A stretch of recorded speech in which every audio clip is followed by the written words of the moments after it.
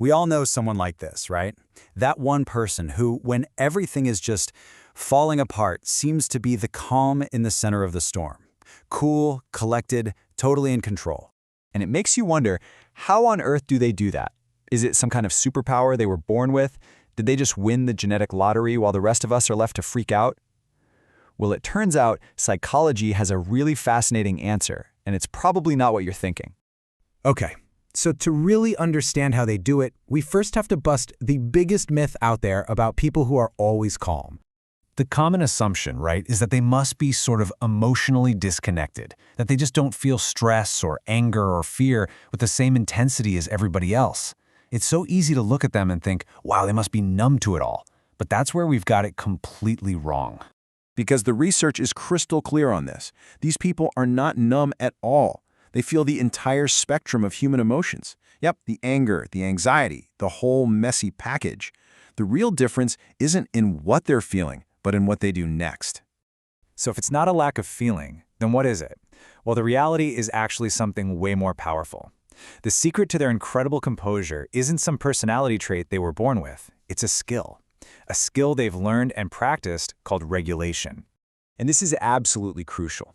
Calmness under pressure isn't a case of you either have it or you don't. No, it's an ability that is learned, something that's developed, usually through tough experiences. You can think of it like building a mental muscle. So the official term for this skill is emotional regulation. And what it is this incredibly powerful ability to create a little space, just a tiny pause, between the moment you feel a big emotion and the moment you react. And that pause is everything. It's the moment where your logical, thinking brain gets a chance to step in before your impulsive, emotional brain just takes over the whole show. And this chart breaks it down perfectly. Look at the left side. That's the impulsive reaction. Emotion happens, and boom, instant action. Your feelings are in the driver's seat. But on the right, you have the regulated response.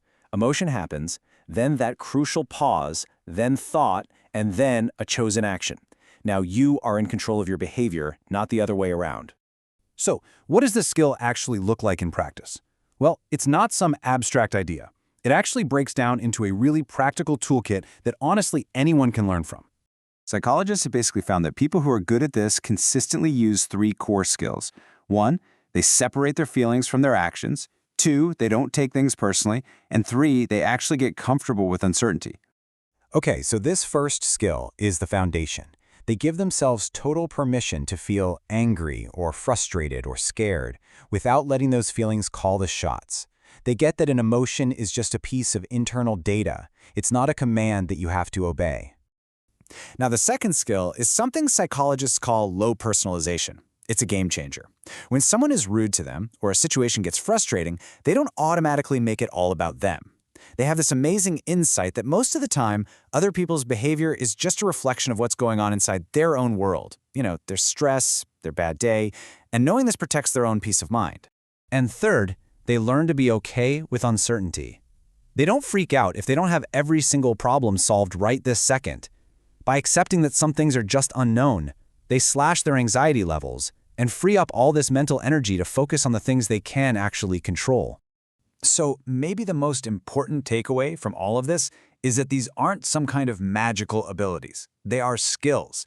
And like any skill, they can be practiced and strengthened by literally anyone. You really have to think of it exactly like a muscle. The more you work on it, the stronger it's going to get. And here's the kicker. This strength isn't built in easy, comfortable situations. No way. Calmness almost always comes from the experience of getting through stressful stuff, not from avoiding it. So how do you actually start building this muscle? Well, first, just practice the pause. Seriously, even 1 second can be a huge win. Second, start questioning your knee-jerk reactions. Ask yourself, wait, is this logical or is this just an impulse? And third, and this is key, don't wait for a huge crisis to practice.